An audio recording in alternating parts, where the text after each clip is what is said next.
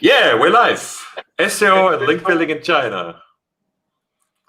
Welcome, Kun. Welcome, Marcus. Kun Tang from China, live. Marcus Pentzek, live from Cologne, around Cologne. Yeah, near Cologne, yeah. Solingen. Good morning. Good morning. Good morning, Christoph. I'm based in China. Hello to everyone. Hello. It's great to have you here. Can you explain roughly where in China you're based? Is this more on the coast, on the east, or? I'm from Guangzhou, so it's South China. It's probably European people may get more familiar with Hong Kong. So we are basically 40 minutes away in a railway from Hong Kong. And Guangzhou is the third biggest city in China. And it's the capital of Guangdong, or Canton, most people know. You can call it is the hub of trading business or exporting business. Ah, lovely. Okay. And you've been in online marketing and in SEO for a while, right? Oh yeah, I'm studying probably in 2006. So till now it's 14 years already. So. Oh wow. Have you always focused on China, or are you in SEO for let's say for English markets, for US markets as well?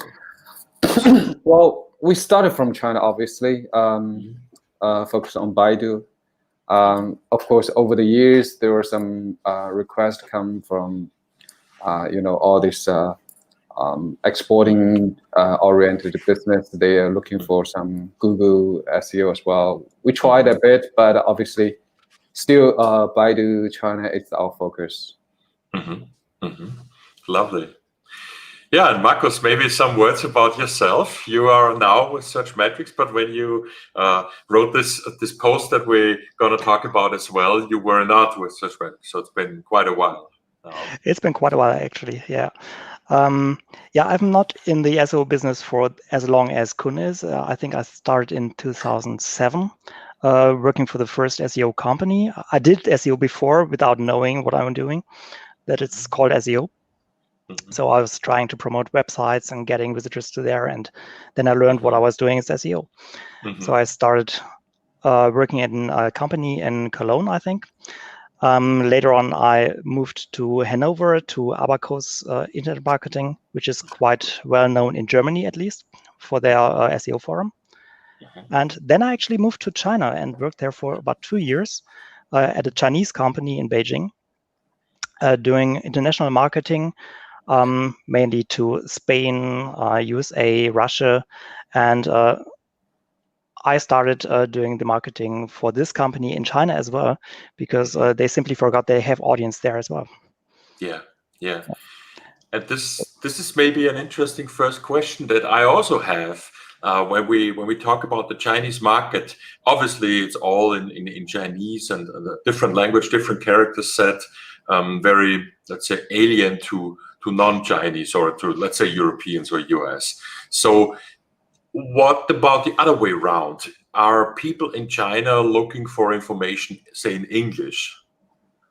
Or is this more an exotic way to say?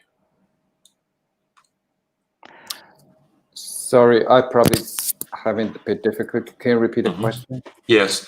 So are people in China also looking for information in English? Oh yeah, of course.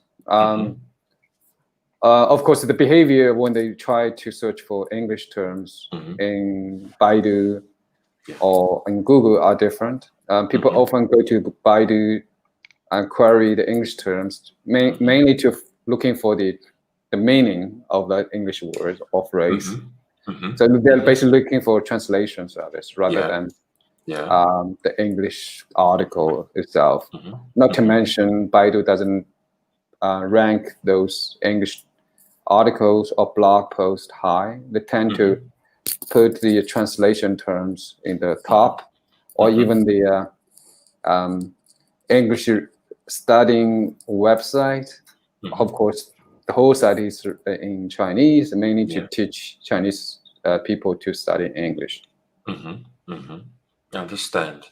So for a business that is has a presence in the UK, for example, it would make a lot of sense just to create a translated version for them to explain their business, at least in Chinese, so people would at least discover them.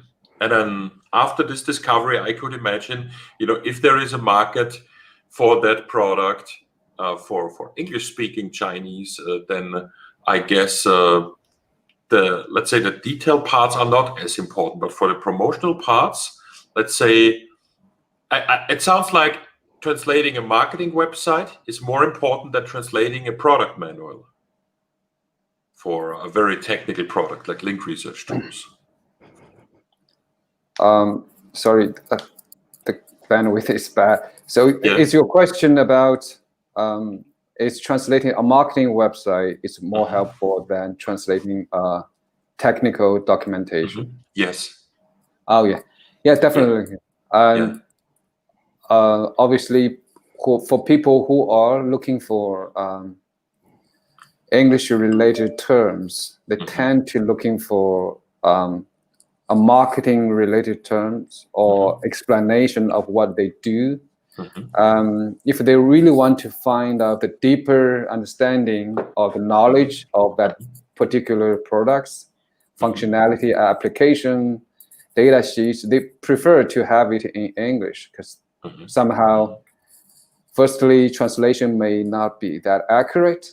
Secondly, people who are searching for those documents, they are probably be able to read English in that profession or that expertise. Yeah, for those of you out there, this is actually live. It's hard to make this, cross-country, cross-time zones, but you can ask questions now if you are already up and if you see this. So you just need to put it where you are in YouTube or in Facebook so we can address those questions. But we will just continue, of course, because I have a lot of questions just for all these topics mentioned and the different opportunities mentioned in that article. One question that I had to dive right into the SEO part is what I learned in that article was, and I want to share it right away also, is what we have in you should see the screen now, right? Yes. Yes. It's money plant. It's an algorithm that seems to combat link spam, like we know from Google's Penguin. Is this correct? Now, maybe I answered this question. We probably have chosen the wrong algorithm update for making a visual here. This was just because it was such a good image to take a money plant. Money plant is more an algorithm update about interstitials on the website, too much advertisement, stuff like this. But there were actually link building updates or link building fighting updates.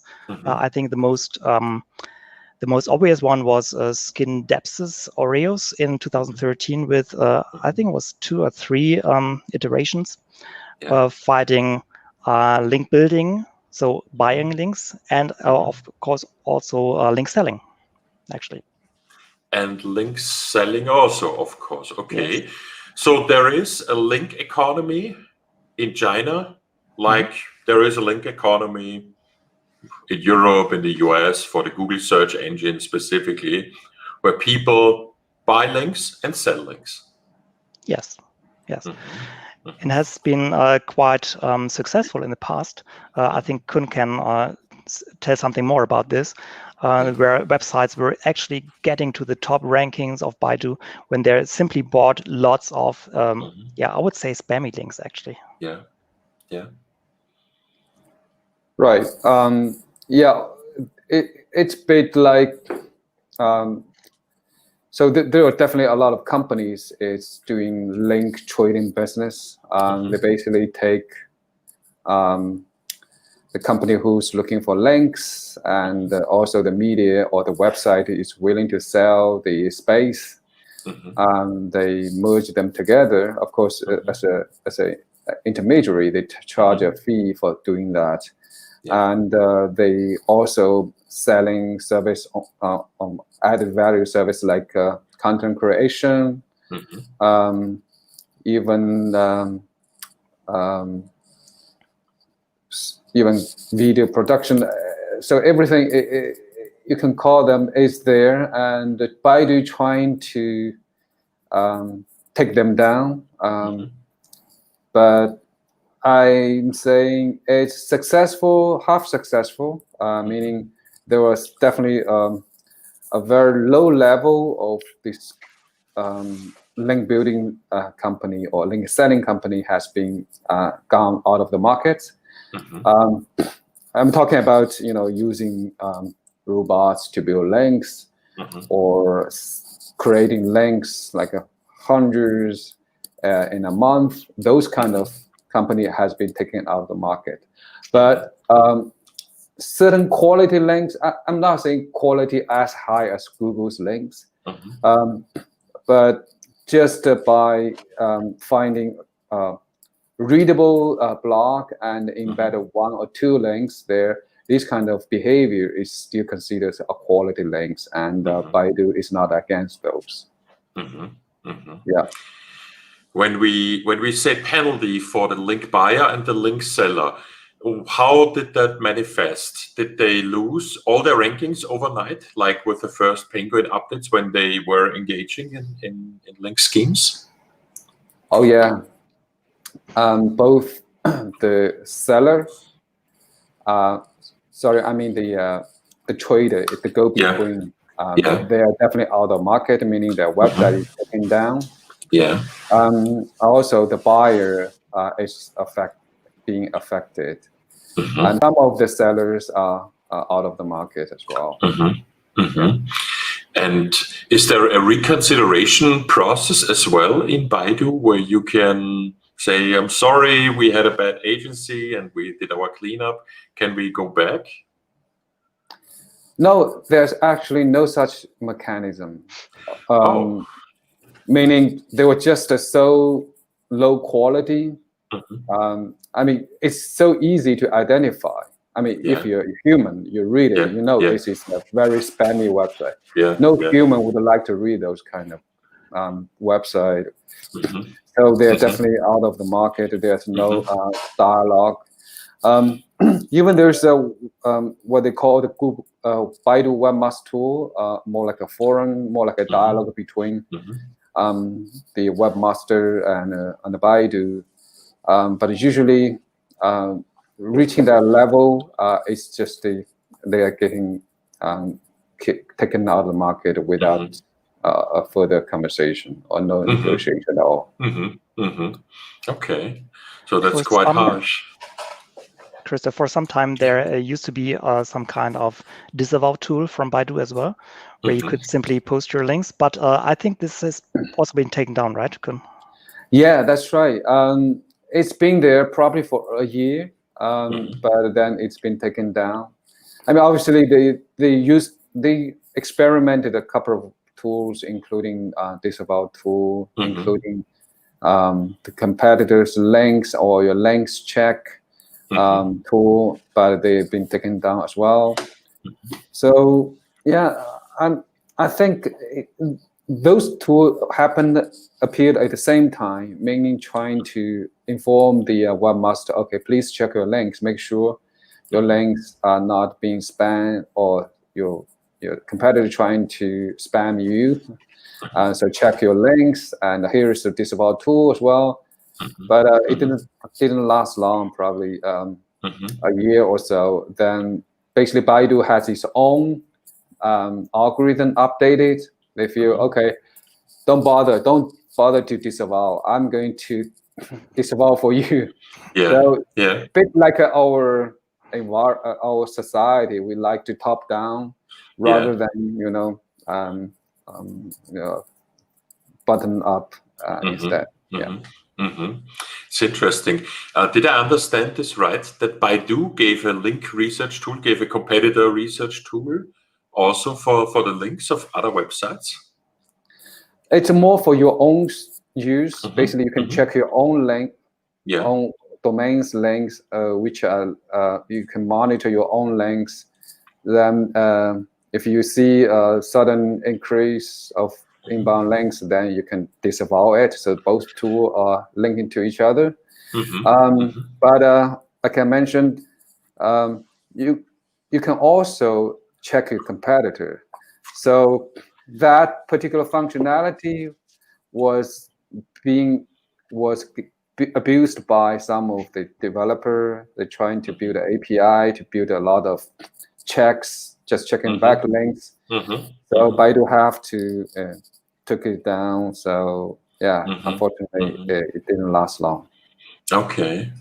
Well, if a big company like Baidu takes something down because of the load, you can imagine how much industrial strength is behind trying to get to the link data, because from my perspective, it's still cheaper trying to, try a lot of ways with captures and proxies to get such link data than crawling all this link data and getting the actual web crawl results. So I think the economics there are clear. And yeah, it's sorry that they had to take it down. I would be interested, though, if search engines would at least provide a paid API to their data. I think that's a market that they don't see, they don't tap into, and it would be so much easier if search engines like Baidu, but also Google, would give away some metadata to actual technical people, to developers or tools to build on that data, like we at Link Research Tools build on data from other APIs, from other commercial vendors, right? No, but I find it interesting with these penalties, because what about negative SEO then in China? Can I build a lot of spam links and get a competitor removed from Baidu with that? Yeah, well, trying to cover a recap of what you said. So that particular tool was abused mainly. For example, if I want to check my competitor, how many links they have, I could use a paid version tool like Ahrefs or obviously your own tool as well. But obviously, when Baidu launched that link check functionality on the Baidu webmaster tool, so it's being used. And some of the third-party tool provider, they build an API to send a request to get those links as well. So Baidu just feel, okay, why I'm offering this for you for free? Yeah. So just too much traffic, they took it down. It's not for purpose of spamming the competitor, but it's mainly to sell the service to the tool user by piggyback on Baidu's own tool. Understand. Yeah. Well, those APIs. Christoph, I don't think that taking down competitors nowadays is quite as easy as it used to be in the past. Yeah. When Baidu started taking down their Disavow Tool, they also mentioned that they know now how to identify those kind of spammy links. And when this happened, they were just, in my opinion, they were just taking down all those very low quality backlinks, even for the future. So they wouldn't pay any attention to low quality links, to links with less power. And paying more attention to higher quality links in this case.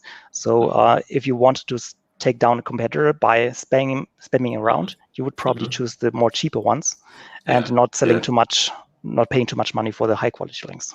Yeah, makes sense.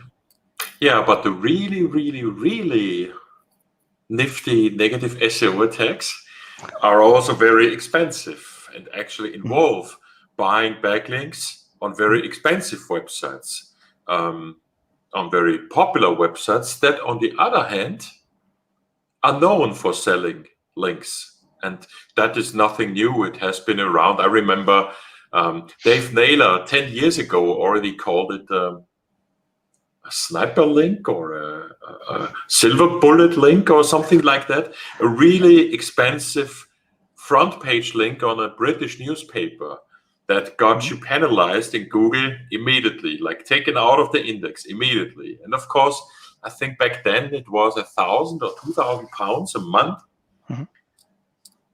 which is some money, of course. Yeah, definitely. Maybe you can tell me, was that because of the anchor text? Was it too money keyword like? No. They just had that website on blacklist, and if you went and newspapers or newspapers in general don't link out on the front page. So that's, in this case, I think was a very obvious pattern. Usually all newspaper websites try to funnel all their link power, link juice, page rank around their own website to get those hundreds of new articles per day indexed.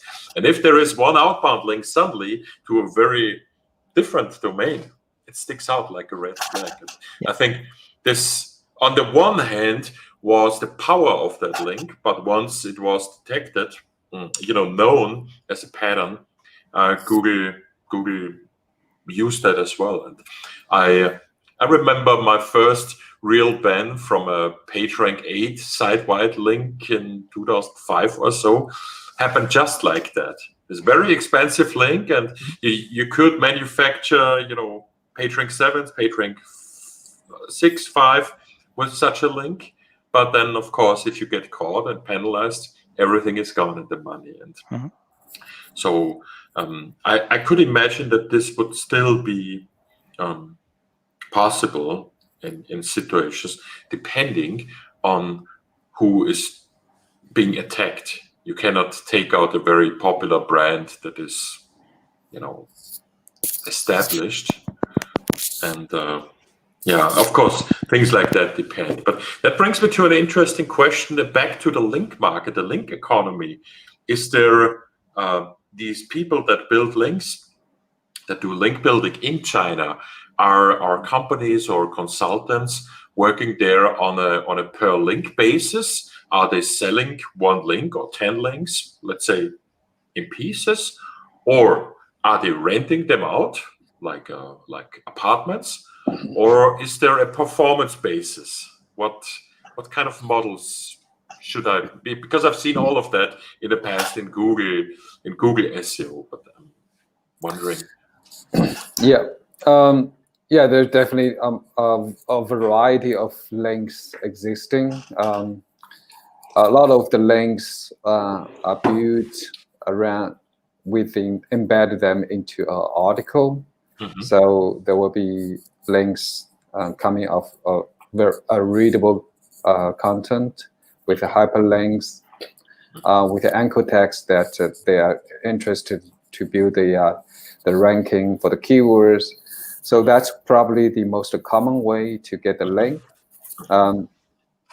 Of course, these are not a free one. This also needs to be to get paid, of course. But in that way, it doesn't look like a paid link. And there are also other ways just for getting your website listed on certain directory. Of course, those directory has to be very, top 3 or top 5. That can be variable, or whether it's in general business or it can be a certain industry vertical. That's obviously a paid one.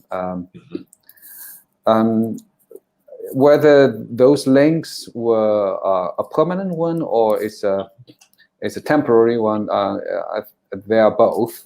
Some of those are charging for years. The others may charge for forever, but it depends on how long that website may last. Because the link seller itself maybe have not that long history, or it won't be last long either. So 1 year could be enough already. Yeah, the permanent links are not so permanent after all. We see Exactly. we see link rot happening all the time, and in also in link research tools we have a link monitoring where we track not only if the link is still there, but if it changes.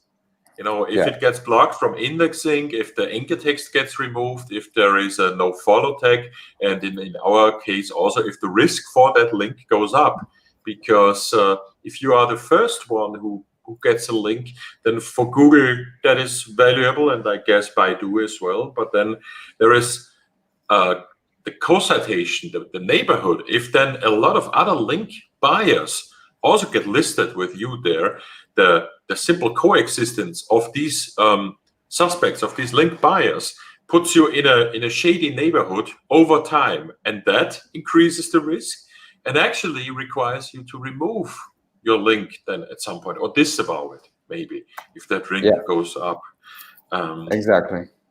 It sounds like Baidu is working very similar in this manner. When you compare these ranking mechanics,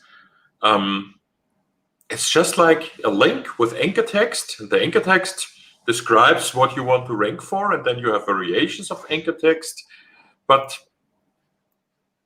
sounds very similar.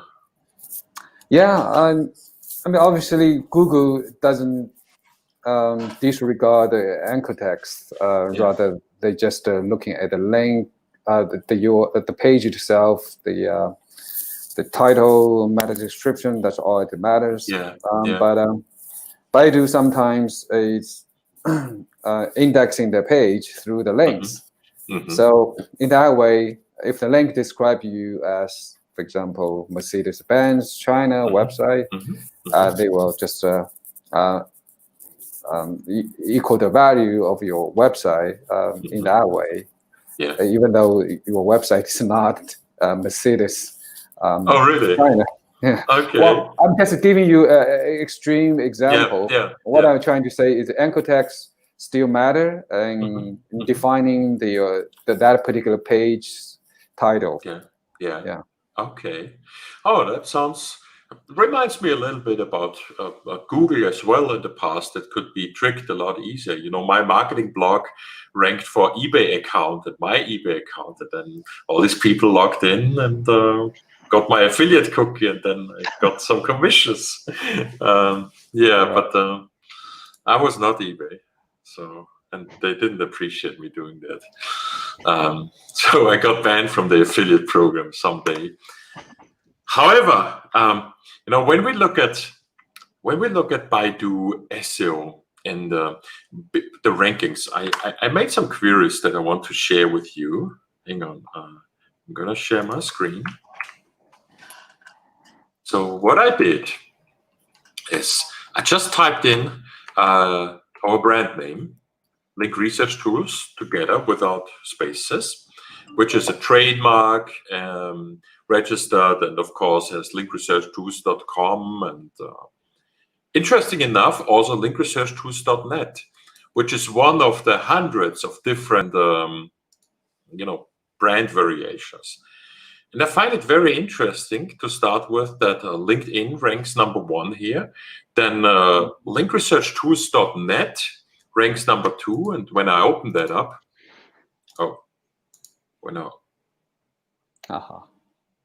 cannot be reached. What did I just break? Wait.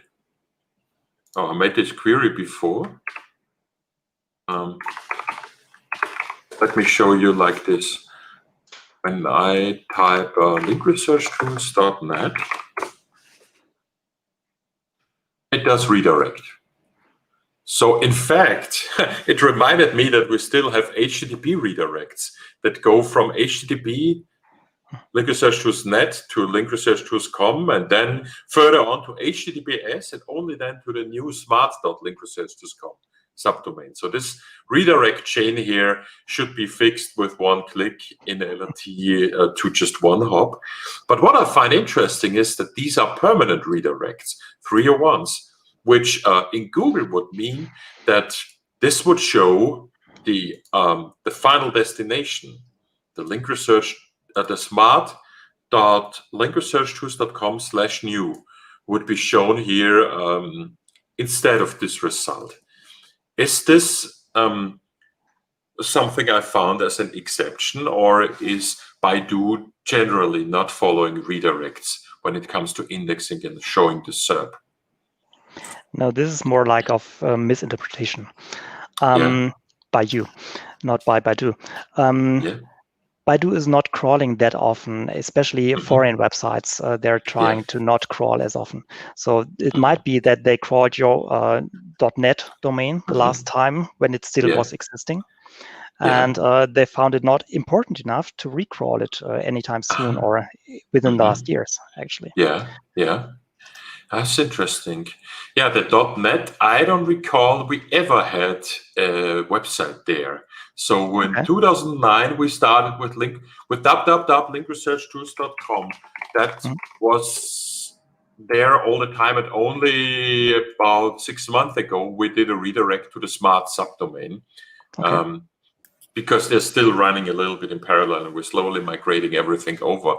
But the .net was never a website, just like jobs.linkresearchtools.com. Baidu. This is something special on Baidu. They don't have the exact match links in the SERP. They have redirect URLs there, and they expire. So if you're having it open too long, okay, got it. All right, so let me just requery here. Then it should. Oh, absolutely. So I went from the Baidu link and this is also interesting. We have a result here going to linkalerts.org, which is another trademark of ours for our link alerts tool that we have for 10 years or 9 or 11 years, I don't know. But anyways, that's another trademark that we have with linkalerts.com, .org, .net. And I wanted to have a marketing website there just for this one feature. But then over the years, we had so many features that I said, we're not building a website for every feature. That's just crazy. So this also never had a website, and is also listed here as another result, which I find very, it sounds like something that I would like to exploit. Maybe I would not redirect them all to the same page, but what would happen if I would redirect this, let's say, to the link monitoring page that is about the link alerts? These multiple entries in the search results would give me, of course, more opportunity to capture traffic. Is this something that I just discovered, or is this maybe a technique that is being used? Well, Kun seems to be offline. He probably can answer this better than I, but I would have another question to this one. Have these domains ever been linked to? So how did Baidu discover them? For links, for sure. They've been around for a long time. And because of that, they simply have all kinds of scraper spam. So we can just do a quick backlink check. I don't have a full link profile crawled for them, but when we just do a quick backlink check here for the root domain and check out a backlink sample, oh no, we don't. Oh, not for linkalerts.org. Link research tools. .net. Let's see if we find something there. Oh yeah. No.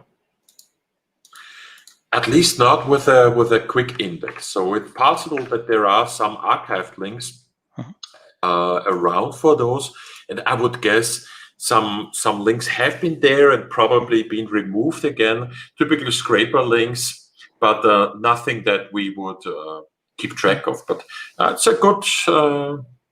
It's actually a good reminder. Kun is here. Wait. Yeah, it's a good reminder for me to look at these domains again, because they could potentially be an attack vector for negative SEO as well. Someone building bad links to those. No, but the discovery would have happened via, this scraper here, ITI has linked to some Google Penguin 3 ebook that we had. No idea what that was.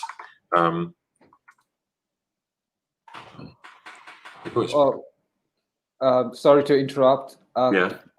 I probably if I'm going to share my screen, if it's yeah, that would be great. That would be great. I can put you on. Yeah, you can see my search result page is quite different. Hold on. Yeah. If I can do this. Okay, here we go. So you see, your website is nowhere. Yeah. I put in link research tools, and it's only LinkedIn, and this is a software review site in China. This is the Google Penguin books, and LinkedIn again. It's just different LinkedIn. This is a UK LinkedIn. Yeah. Then you have Zhihu, which is a Chinese Quora. And another tool review for cross-border e-commerce. So you can see your website is nowhere. Just to echo what Marcus was saying, that mostly the website hosted outside China and in English or other languages. They tentatively, firstly, Baidu is hesitant to index all the pages. Secondly, even they index the page, but they won't rank them high. Yeah, understand. Yeah, which is, to me as a business owner, is quite a shock. My brand globally protected, blah blah blah, but the website is not even there. And so, would it help if I would buy a Chinese domain? Right. Yeah. So it's LinkedIn could be just accidental success. You didn't do much on LinkedIn, or maybe you did something, but it's definitely not for optimizing Baidu search engine result page. It's just what you're doing normal, but still you're ranked higher in LinkedIn because LinkedIn is maybe the only one Western social media are still open and are operated in China. That's why you have a decent ranking on that. But for other business, if their website is not translated in Chinese, it's not hosted in China data center, or Hong Kong, which is supposedly in China, but still considered outside China because the ecosystem or the internet ecosystem is different. So in that situation, they probably needs to build a biker or Baidu biker profile for their own brand. So in that way, you can protect your own brand, even without having your site hosted here or translated in Chinese. So you can still have a kind of control over your own brand by modifying the content, make sure you speak from your brand voice. Yeah, I think that's badly needed for my company. Yeah, Christoph, I think if you wanted to buy a .cn or .com.cn domain, you would probably have to have an office or branch in China. I think this is still right, Kun, right? I think I looked into that some years ago. Yeah, how does that work? Do I need to have an office in China for a Chinese domain? Yeah, you can get a Chinese domain, but they do. It depends on where you get it. I mean, I tried on GoDaddy and some of the .cn domain. It requires either Chinese entity or it requires Chinese citizens' personal ID to purchase this .cn or .com.cn domain name. So there are probably services selling or helping you out with this. Yeah, trustees. Like I cannot even buy a German domain. It's the same in Germany. I have a trustee service with my domain registrar, and many countries have this. So this is actually nothing exotic to say, or nothing special, I would say, when we talk about CCTLDs. What's interesting is, though, that the CCTLD here is so important for the ranking. No, actually, it's not really. The CCTLD will help you with the trust, definitely, because if you have a CCTLD, there is some certain understanding that you must have a branch or office in China. So you're trustworthy in this case. But many international websites and even many Chinese websites are operating on .com. So this is more than like 80%, even if you deduct the Baidu own domains. Okay. It's more important that you really have a Chinese language website in this case. Yeah, I understand. Okay, well, that's interesting. Domain is not the most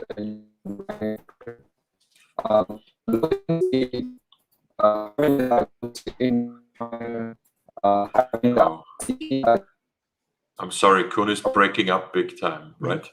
Yeah, Kun, I'm sorry, we lost you kind of. Can you hear me now? Oh yeah, we can hear you now. You could try turn off your webcam for the bandwidth. Okay. Preserving the bandwidth. All right.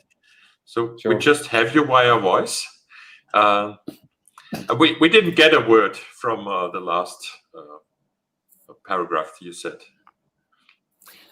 Yeah, I was just saying domain name, .cn domain name is not the most important ranking factor.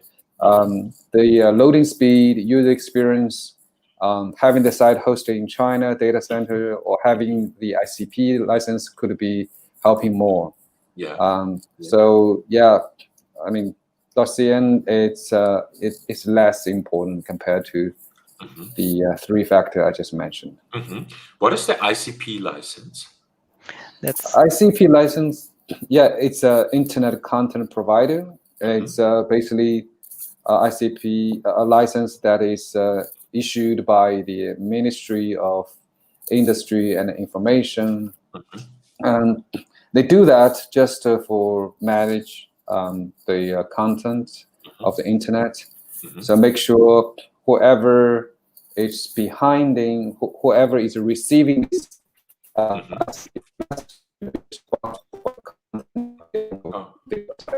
so the now he's gone. I'm sorry, Kun. Whoever is behind this, and then you were lost. Marcus, do you know about the ICP license? Yeah, it's for protecting the people of China, actually. So if you have the ICP license, you are signing that you only distribute content that is legal in China and that is not harmful to the people. Okay, understand. Okay. But similar to the CCTLD, you will need an office or a citizen in China for getting the ICP license.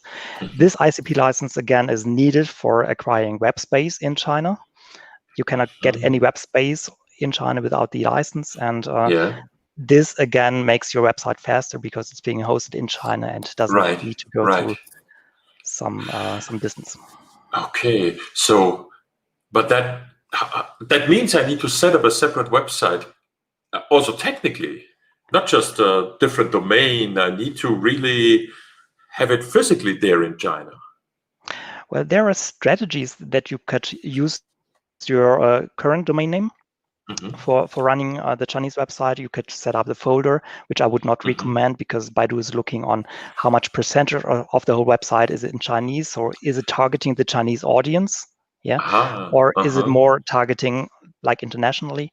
So if you would use your own domain, I would probably recommend going on a subdomain, which is restricted and shows Baidu, hey, this whole subdomain is all Chinese, and it would even gather some of the trust from the main domain. Okay. Yeah, and then you can set the DNS to that China host, and then probably just replicate some generic parts, or it sounds, but it sounds more like I would try to build a website very, very specific for China. Yes. I need to have it more separated. What about hreflang? Is that something that Baidu looks at? No, not at all. Baidu is only targeting people in China. So most of the people in China are speaking Chinese, or even though they're speaking different dialects, they're writing all the same Chinese. Yeah. And so the main thing Baidu tries to target is Chinese language, and so there is no reason for them to look at hreflang. Yeah, understood. Yeah. And what about the link attributes? I briefly touched on that no follow tag. Is that something that Baidu has implemented as well? That's actually a good question, which I cannot answer. Maybe Kun is still there, or there again. Yeah, do follow definitely helps. Obviously, if you go to a lot of the sites, they allow you to build links. For example, the forum, or even the Zhihu, which is Chinese Quora, they allow you to build links very easily. But all those links are either redirected or they are no follow. So in that way, they don't pass the link juice. It's merely creating the click-through traffic. Other than that, there's no link juice at all. Okay. And what about these new 2 attributes that Google introduced about a year ago in September 2019?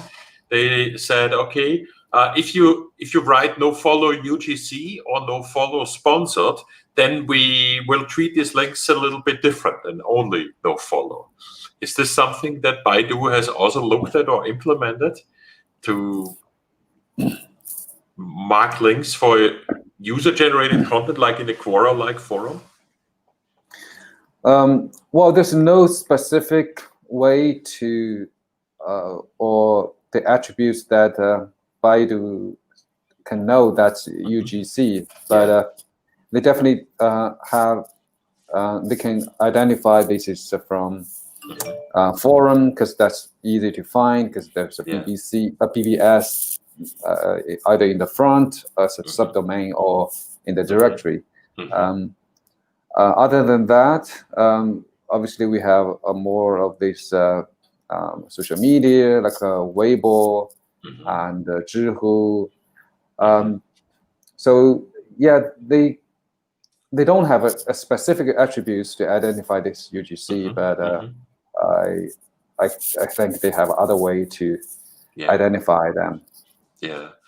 Yeah, also for Google, I think it's just an experiment where they, put this out in the wild and see if it gets adopted. And then over the time, various content management systems, blog systems like WordPress implement it in a wrong way, actually, so that they sometimes write now rel equals UGC, which is not understood, as I understand, also by Baidu. So Baidu sees a follow link, while Google interprets this as a no follow UGC link.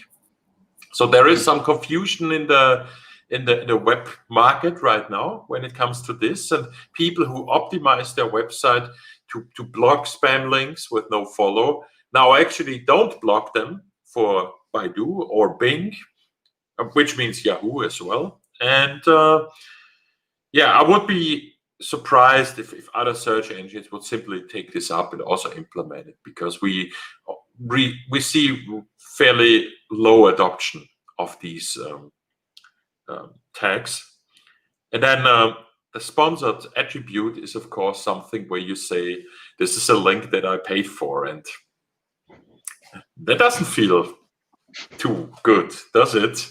So I've only seen it once on Search Engine Roundtable, and it's probably around in some other places, but not something I would give a lot of future to, and very, let's say, a technical detail that SEOs shouldn't worry about. In the Google world, I would probably put a sponsor tag on every ad that I'm actually naming ad. Yeah. Well, if it's labeled as ads, then putting sponsored next to it just makes sense. And I think they also once said they would require it on affiliate links. But then I think last week, I think it was John Müller also said that they ignore affiliate links anyways, or count them as no follows, because no follow links have a very simple pattern to track. Is there such a thing as an affiliate link penalty in Baidu? Has there been something like that ever? Thin content is a little bit like going into that direction. The thin content penalties in Google were always about, you only have a couple sentences and then just the affiliate link in there. That's thin content, like a useless bridge between the surfer and the affiliate. And there used to be thin content penalties, actually, or a thin content algorithm update. I cannot recall the name. I'm not sure if that was Ice Bucket or, but I cannot recall any update around affiliate links. Okay. Which doesn't need to mean there was none. Yeah, of course. I'm just asking because we come from a background where for many years Google gave us detailed information and said, "Hey, we have the payday loan update, so now we have payday loan update too," and gave us very clear hints at what they were tweaking and what they were changing in the system, so we knew what to look at and learn. For a while now, we only have the core updates, and it's just in the core, and we won't tell you anything, which is the smarter way to handle annoying SEOs that try to exploit my system, right? And I think, it was quite unique, a quite unique phase in time where Google gave away so much information, also with the Penguin updates. Baidu is actually still doing this in their own webmaster forum, telling about bigger updates that are even coming in the next month or so. But I've also seen quite some turbulences in Baidu SERP in 2020, I think twice, without any notice. So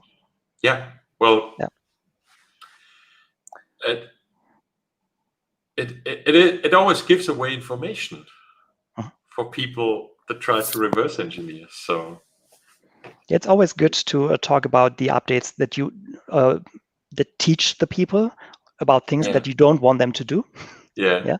So this is what they're telling. So hey, don't build links, don't buy links, don't sell links. This is the updates we want to talk about. And the others, there are simply a secret sauce. No, it just makes sense. And Kun, are you there? Yes, I'm still here. Okay. Yeah, without the camera, I wasn't sure if we have a connection right now. Because my final question, we got a question here from Dragan. How many third-party tools are there in China? Third-party SEO tools? There are some. I can name a couple of those. Go ahead. One of the tool, even I paid for it, even though it's very cheap. It's called 5118, which is a very good SEO tool. It provides you obviously the ranking check and also a backlinks check.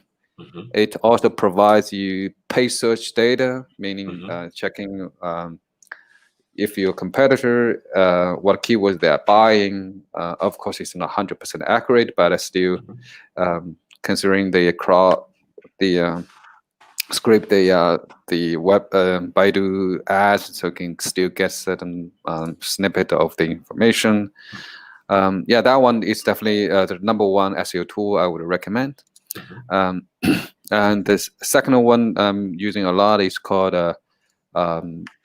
China Z tool. It's actually tool.chinaz.com. This is a completely free tool you can use.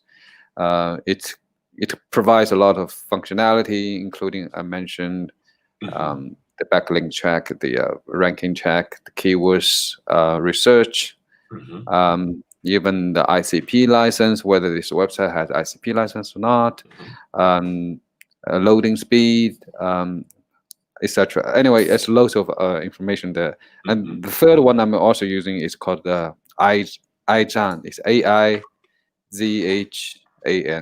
iZhan. So yeah, they are pretty much similar. But like I mentioned, the only one I paid for it is the 5118, all numbers. So yeah, this could be one they highly recommended. Really, yeah? So that's 5118.cn.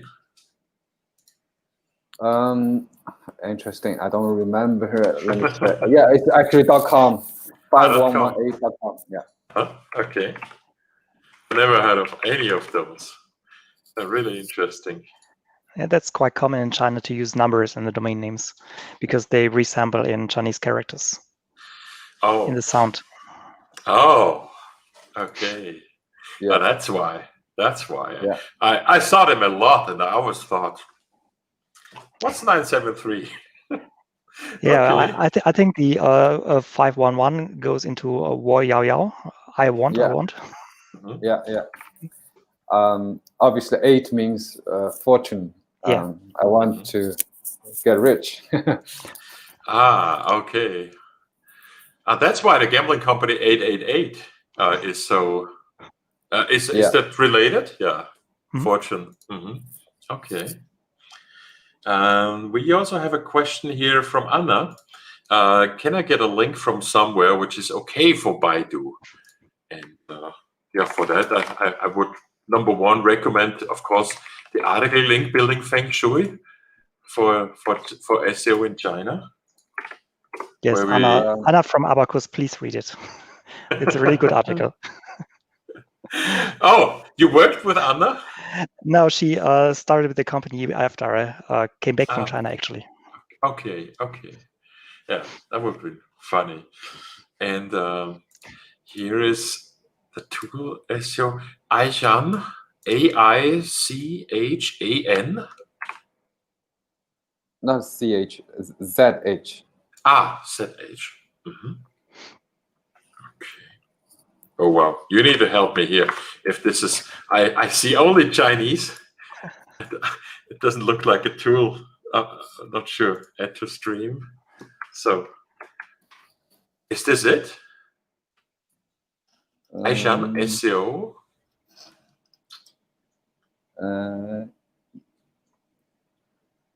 Yeah, this is the one. Yeah. Okay. All right. Yeah. Well, it probably helps if you speak the language. Doing SEO. Yeah, if I may do some advertisement here, if you don't speak the language, you can still use search metrics for looking up rankings on Baidu. Oh yeah, Marcus, search metrics supports China. Yeah, we do have a research cloud for China, and we are looking at Baidu rankings there week by week. Yeah, I remember in the article, we also looked at all these different places to get links. For instance, the Tieba, I'm not sure if I pronounced this right, where we also see a possibility of Baidu page 1 ranking for the platform. Is this from Search Metrics, the data? Yeah, this data is from Search Metrics. Yeah, because we had them here, but we didn't, put this to every of these charts. Yeah. All right. Yeah, great questions. Yeah, about the tools. I would not have found them myself. And then we also learned something about the numbers in the domains now. I like that. I like that a lot. Yeah, guys, we're also hitting 1 hour mark. And I said to the guys, we're going to use their time for 1 hour. So now is my last call to action for questions, because, it doesn't happen every day that you have experts for SEO in China. Maybe until we wait a couple of seconds for a question being typed. If I want to get my company established, at least with a marketing website, how would I approach agencies? I mean, obviously, Kun, you are an expert. You have an agency and you provide services also to the Western countries. Your English is great, and this would be my first criteria, of course, being able to communicate. Is there a kind of, let's say, a recommendation system or some kind of reviews where you could look at different companies offering that agency services? Yeah, obviously, you go to Google, you search for China SEO agency, you can find a couple of those over there. Obviously, those guys are definitely just an international standard rate. If you want a lower cost, you probably need to go to obviously all these Fever.com. You can find some of the link building or translation freelance. But the best way is obviously to find a Chinese version of a Fever, because those people can obviously deliver better than what Fevers guys can do. Secondly, you could find more well-defined task, whether it's for link building or just for content creation, or it's more for hosting or having this technical SEO part. So anyway, to do that, obviously you need Chinese expertise that you can speak and manage the people locally. So I think the last part could be try LinkedIn. Like I mentioned, LinkedIn is the only social network that is operating in China, global social network. And the Chinese, there are about 30 million Chinese users. So a lot of those people are SEO professionals. And some of those are targeting international customers, or they may describe their service in English. But of course, there are many of those that put them in Chinese because they were not expecting foreign clients, but their rate can be lower. Okay. Yeah, that's interesting to learn about. And because LinkedIn is the only Western social network operating out of China, being allowed in China. What's the difference? The difference is, firstly, the interface is in Chinese, obviously. So all the users' data, they are stored in China. They say there are 30 million users' data. They're all stored in the Chinese data center because that's where the internet law of China is asked for. But for the rest, I don't see much difference. Basically, for myself, I can read any of you's text content, except the video content. I can't view your video content unless I switched on my VPN. Okay. So yeah, I think that's the main difference. I would suspect that one of the main differences is more that it's more of a professional network, not that much of a private network where so much crap is being distributed all over the world. And so it's more clean, I would say. Yeah, it's also non-political. I don't recall. Mostly. I don't recall seeing anything political there. Yeah, it's just interesting because when you say the user data being stored in China, actually for 2 years now, this is a requirement from the European Union as well. And we know probably that the European Union is actually really bad at policing that. I mean, there is some law and that it should be, and that there is a company here in Ireland, but nobody really checks on these things, I think, in Europe still. So if you want, I'm seeing China here when it comes to policing user data, user privacy, as an example, being ahead of what Europe actually said 2 years ago. This is how it's going to work. So I would expect similar measures being taken in Europe over time against various companies, maybe also like we see now in China, where Facebook is blocked. And let's see how that goes on. But it's certainly interesting to think about, how it's being done, and the ICP ICP license, Internet Content Provider license. That's also something that I thought about for many, many years. Is something you need a license for everything. Usually, if I open up a company, just to be able to pay my own taxes, I need to, sign with so many authorities just to be able to earn money, just to be able to present myself. And this is not the case on the internet. It has not been traditionally, but that's why we have fake news, why we have all the scammers, and it's people asking search engines like Google to filter out the scammers and the crap. But I think in the next years or decades, governments and regulatories need to step up, maybe to help that at least. I'm not saying they need to do it by themselves, but the wild, wild west is slowly ending, I would say, on the internet. Yeah, and here we have another question, a final question from Dragan, and that's it then.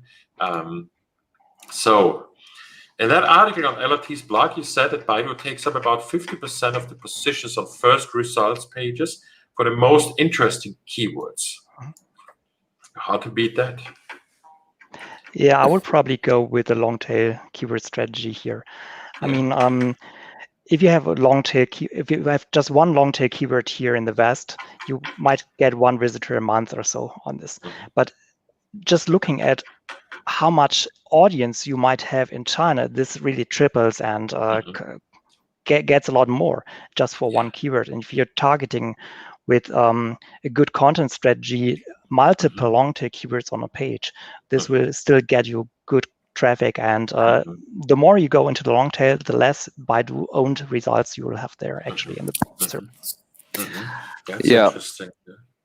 Yeah, my suggestion would be just probably create your own branded story on the relevant keywords, and make sure your story is appearing on the Baidu's own web property, whether it's Baidu Zhidao or Baidu Biker. In that way, even though there might be a link opportunity linking to your website, or it might not be, but still your brand name is out there, and people will, after reading that particular piece of the content, they can search for your brand and find your website. Hopefully, if it ranks, right? If my website doesn't rank at all, then I still need to do some work. Yeah, your website is not in Chinese. Right. Exactly. Yeah, that would be the first start. Starting with a little bit of Chinese. Yeah, it's great. Yeah, because that's just a huge potential that I think many companies just are not seeing or are scared of. I mean, I have to say, when I look at this website with all the Chinese characters and even numbers in the domain, this is so different to what you're used to. And on the other hand, I totally see so many similarities on a technical level, on the how SEO works, how the markets work. We discussed how people research to get an understanding about the English terms in Chinese. It sounds very familiar, actually, So not being put off by details like a domain name or a design or blinking design fashion that is there will probably be very helpful to a lot of businesses. And with that, I want to thank you guys very, very much for this. A very interesting interview, and of course we have this here on YouTube for those who have not seen it live. I want to thank you also here, Anna, Dragan. Thank you, guys, for the questions in here, for going back to the article. We actually have still a Q&A. We have a forum, a link, if you want. Down here in the article, there is a button saying, let us know your questions about SEO in China. And if we keep getting more and more questions, we may do a follow-up at some point, or maybe just answer them in an update to the blog post. Okay. Sure, happy to do so. Okay. Christoph, just one final mention. You said there are so many similarities between Google SEO and Baidu SEO. Actually, during the last summer, I did a whole study on Baidu ranking vector studies, and it's coming out in the next couple of weeks. So just stay tuned. Look at the Searchmetrics website, and it's really interesting. Okay. Lovely. Yeah, I'm looking forward to that. And it's going to be available in public to everyone? Yes. Okay. All right, guys. So check out the Searchmetrics blog in the next weeks for the ranking factors for China very soon. Okay. And yeah, with that, I say thank you very much. Kun, thank you very much. Appreciate having you, taking the time, answering all these questions, and of course also writing the article with Marcus. Marcus, the same to you. Thanks for having us. Yeah, thank you, Christoph, for the opportunity. Thank you. Guys, have a wonderful day or evening, actually, in China, and talk to you soon. Maybe in writing, maybe live. All right, guys. Thank you very much. Bye-bye. Thank you. Bye-bye. Bye-bye.